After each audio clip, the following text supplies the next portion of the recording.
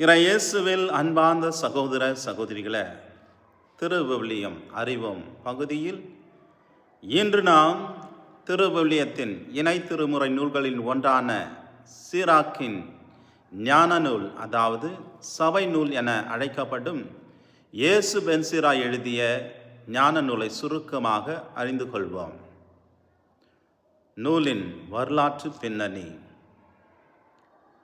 செலுக்கிய ஆட்சி காலத்தில் கிரேக்க பண்பாட்டு திணிப்பால் யூத மத கோட்பாடுகள் தளர்ந்த சூழ்நிலை அது.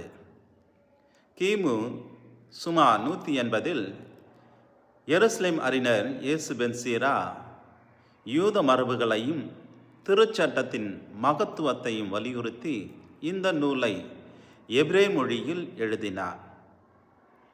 மொழிபெயர்ப்பும் அதன் பயன்பாடும். இயேசு பென் சீராவின் பேரன் கிமு 132 இந்த நூலை கிரேக்க மொழியில் மொழிபெயர்ப்பு செய்தார். இதனால் தொடக்க திருச்சபையில் வழிபாடுகளிலும் மறைக்கல்வியிலும் இந்த நூல் பெரிதும் பயன்படுத்தப்பட்டது. இந்த நூலின் மைய நோக்கம் உண்மை ஞானம் என்பது கடவுளின் சட்டத்தை கடைபிடிப்பதிலிருந்துதான் வருகின்றது. கிரேக்க மயமாக்குதலுக்கு எதிராக யூத அடையாளத்தையும் நன்னடத்தையும் பாதுகாக்க இந்த நூல் எழுதப்பட்டது என்பதே இந்த நூலின் நோக்கமாகும். நூலின் பிரிவுகள். இந்த நூல் 4 முக்கிய பகுதிகளாக பிரிக்கப்பட்டுள்ளது. முதல் பகுதி முகவுரை, நூலின் நோக்கத்தையும் பயன்பாட்டையும் அறிமுகப்படுத்துகின்றது. இரண்டாம் பகுதி ஞானம் வாழ்வுக்கு நன்னேறி, அதிகாரம் 1 இறைவார்த்தை 1 43 அதிகாரம் இறைவார்த்தை 33 வரை நமது அன்றாட வாழ்வுக்கான ஒழுக்கம், கட்டுப்பாடு, கடவுள் பயம், ஞானமிக்க வாழ்வு இவை அனைத்தும் பற்றி போதிக்கின்றது.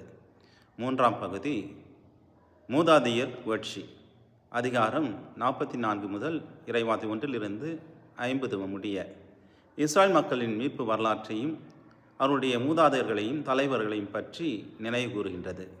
நான்காம் பகுதி பிற சேர்க்கை, அதிகாரம் 51 இறைவார்த்தை 1 இங்கே நன்றி பாடலும் ஞானத்துக்கான இறைமான்றாட்டும் இந்த பகுதியில் இடம்பெறுகின்றன. நூலின் மைய செய்தி. சபை நூல் நமக்கு கற்றுத்தருவது ஞானம் என்பது வெறும் அறிவல்ல, அது கடவுளுக்கு அஞ்சி கடவுளோடு நடக்கும் ஒழுக்கமிக்க வாழ்க்கையே ஞானமாகும். முடிவாக இந்த சபை நூல் நமது அன்றாட வாழ்வை இறைச்சட்டத்தின் ஒளியில் நாம் வாழ்வை ஒழுங்குபடுத்த அழைக்கின்றது. இந்த ஞானம் நம் வாழ்வை வளப்படுத்தட்டும். ஆகவே இறைவன் தரும் சட்டத்தை நாம் கடைபிடித்தால் இறை ஞானத்தில் நாம் வாழ அது உண்மையான ஏற்ற வாழ்வாகும். ஆகவே இறை சட்டத்தை கடைபிடிப்போம், இறை ஞானத்தில் வாழ்வோம், இறை அருளை பெறுவோம். எல்லாம் வல்ல அன்பிறைவன் தந்தை, மகன், தூய ஆவியார் உங்களை ஆசீர்வதிப்பாராக.